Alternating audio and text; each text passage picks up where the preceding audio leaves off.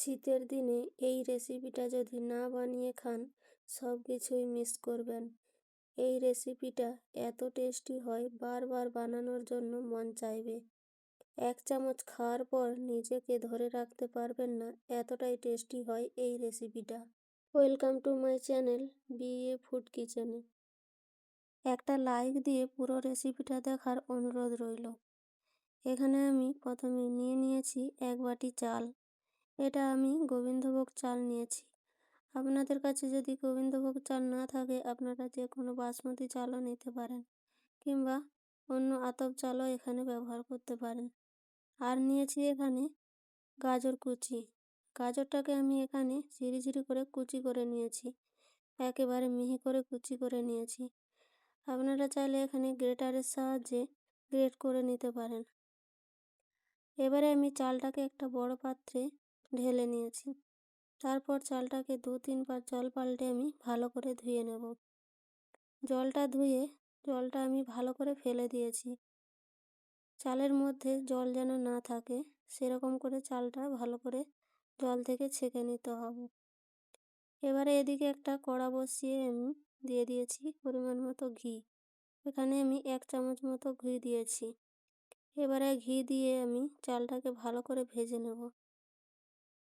গোবিন্দভোগ চাল ঘি দিয়ে ভেজে নিলে এর স্বাদ কিন্তু অনেকটাই বেড়ে যায়। গ্যাসের ফ্লেমটা এখানে মিডিয়াম করে আমি চালগুলোকে অনবরত নাড়াচাড়া করে ভেজে নেব।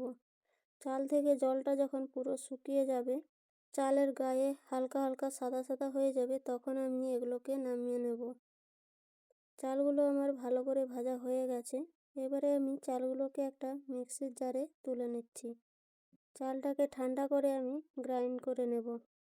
পুরো গ্রাইন্ড করব না, হালকা করে আমি এটাকে গ্রাইন্ড করে নেব। এবারে আমি কড়া আবারও বসিয়ে দিয়েছি। তারপর দিয়ে দিচ্ছি এখানে 1/2 চামচ ঘি। ঘিটা দিয়ে দিচ্ছি এখানে গাজর যে কুচিয়ে রেখেছিলাম সেই গাজর কুচিগুলো। গাজরগুলোকে ঘিয়ের সাথে ভালো করে মিশিয়ে নিতে হবে।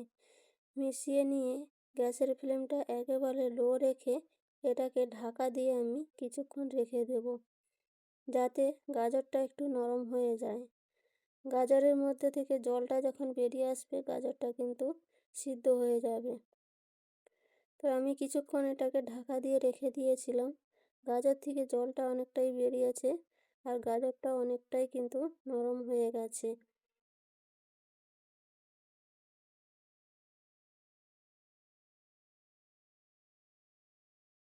এবারে এর মধ্যে দিয়ে দেব আগে থেকে গরম করে রাখা দুধ। এখানে আমি 500 গ্রাম মতো দুধ দিয়ে দিচ্ছি। দুধটা আমি আগে থেকেই গরম করে রেখেছিলাম। এবারে দিয়ে দিচ্ছি এখানে কিছুটা পরিমাণ জল। এবারে সব কিছুকে ভালো করে মিশিয়ে নিয়ে গ্যাসের ফ্লেমটা এখানে হাই করে দেব। দুধটা ফুটে ওঠার অপেক্ষা করব। দুধটা এখানে ফুটে উঠেছে। এবারে অনবরত এটাকে একটু নাড়াচাড়া করে দেব।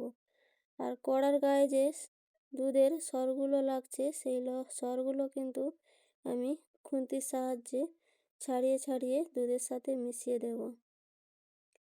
এবারে যে চালটা আমি মিক্সিতে রেখেছিলাম সেই মিক্সিতে আমি চালটা গুঁড়িয়ে নিয়েছি।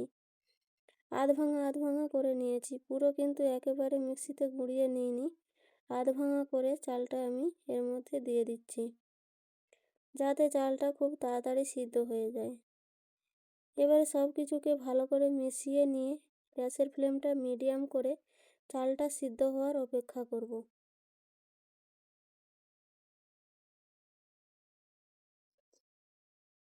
আর অনবরত এটাকে নাড়াচাড়া করতে হবে মাঝে মাঝে, না হলে নিচে কিন্তু লেগে যেতে পারে। 5 থেকে 6 মিনিট মতো আমি রান্না করে নিয়েছি। চালটা অনেকটাই সিদ্ধ হয়ে গেছে, দুধটাও কিন্তু অনেকটাই কমে গেছে। অনবরত এটাকে এবারে নাড়াচাড়া করতে থাকবো, না হলে কিন্তু নিচে তলায় লেগে যেতে পারে। আরও কিছুক্ষণ এটাকে আমি রান্না করে নিয়েছি। এবারে দিয়ে দিচ্ছি এর মধ্যে 2টো এলাচ থেতো করে দিয়েছিলাম। আর দিয়েছি এখানে স্বাদ মতো লবণ, লবণটা হালকা করে এখানে দিতে হবে, না হলে খেতে কিন্তু ভালো হবে না। তো এখানে লবণটা অবশ্যই দিতে হবে। এখানে অল্প করে লবণ দিয়ে আরও ভালো করে এটাকে মিশিয়ে নিয়ে গ্যাসের ফ্লেমটা এখানে একেবারে লো করে দেব।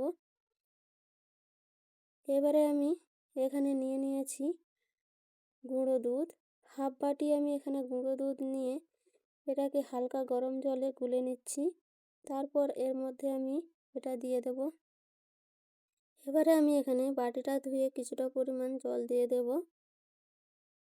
গুঁড়ো দুধটা এখানে ব্যবহার করলে এই রেসিপিটার স্বাদটা কিন্তু আরও অনেকটা বেড়ে যাবে।